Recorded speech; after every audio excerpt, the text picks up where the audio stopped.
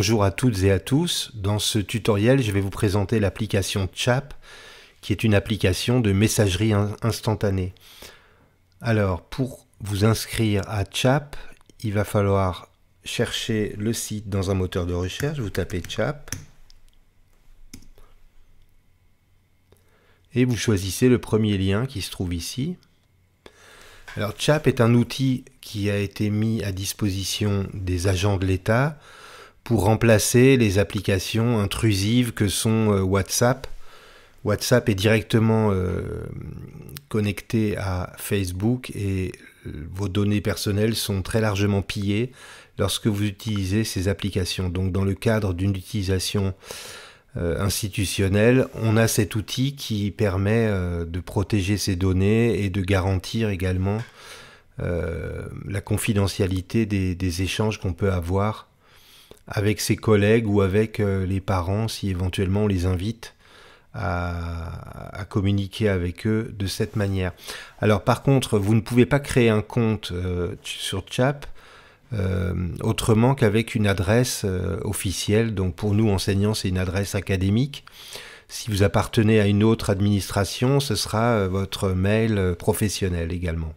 Si vous essayez de créer un compte avec une adresse Gmail par exemple, Chap vous écartera, vous ne pourrez pas finaliser la création de ce compte. Donc je vais tout de suite créer mon compte ici en cliquant sur ce bouton. Je renseigne mon mail académique. Je définis un mot de passe que je confirme et je m'inscris.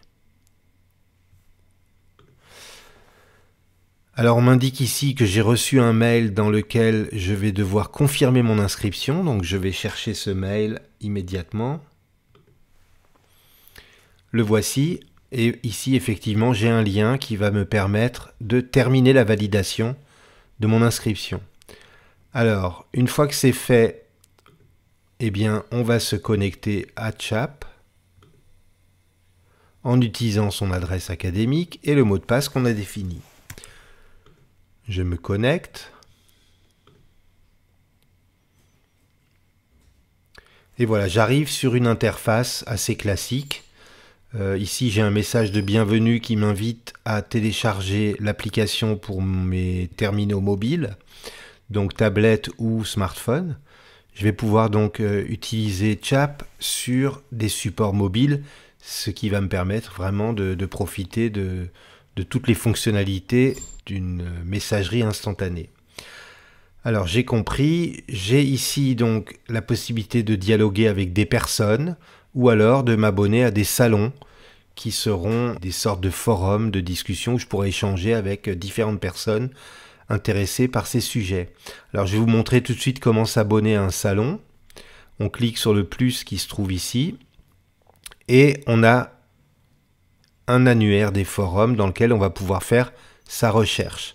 Alors je suis intéressé par exemple par l'éducation, donc je tape éducation ici, et on voit ici que nous avons toute une série de forums qui vont nous intéresser. Donc je prends par exemple ce salon-là, appseducation.fr, je clique dessus,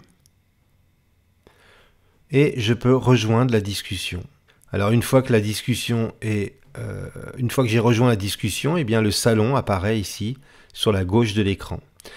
Alors l'intérêt bien sûr c'est de pouvoir utiliser cette application sur son smartphone ou sur sa tablette, puisque les messageries instantanées ont bien sûr un intérêt quand on se déplace, quand on est à l'extérieur de son établissement ou chez soi, on peut émettre et recevoir des messages à ses collègues ou aux personnes qui font partie de nos contacts. Alors pour vous montrer les fonctionnalités sur un smartphone, eh bien je vais vous laisser quelques instants pour vous retrouver avec mon smartphone dans les mains et ma connexion à Chap. À tout de suite. Alors je vais ici cliquer sur l'application Chap sur mon smartphone. Voici. Et je retrouve les salons auxquels je suis abonné. Et je retrouve ces salons ici sur mon smartphone. Je vais donc chercher maintenant à lancer une nouvelle discussion. Et pour cela, je vais pouvoir effectuer une recherche du contact avec qui je veux échanger. Donc je tape son nom, son prénom et son nom. Et lorsque je le retrouve, je clique sur son avatar et je vais pouvoir lui envoyer un message.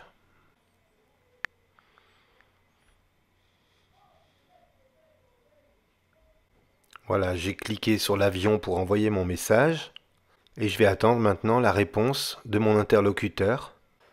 La voici. Alors comme je lui ai demandé un fichier, il va me l'envoyer. Le voici. Donc c'est un fichier PDF. Lorsque je clique dessus, j'ai un aperçu.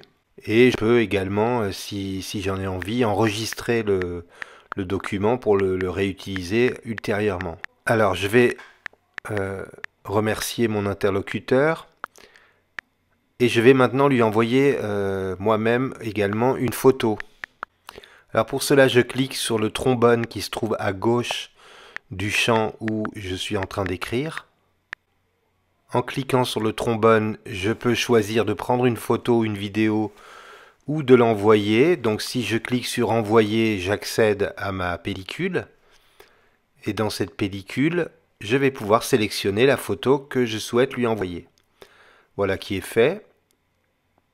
Elle se convertit et elle s'envoie directement à mon interlocuteur qui va pouvoir lui-même également la télécharger, la conserver ou la partager avec d'autres personnes. Voilà, mon interlocuteur a bien reçu la photo. On se dit au revoir et on ferme l'application. Bien entendu, lorsque vous recevez un message et que votre smartphone est dans votre poche, eh bien, comme avec n'importe quelle application de messagerie instantanée, vous recevez une notification qui vous permet immédiatement de répondre à la personne. Voilà, j'espère que cette introduction à Chap va vous servir à changer vos habitudes de communication avec vos collègues dans le cadre de votre travail. Et je vous donne rendez-vous à très bientôt pour un autre tutoriel.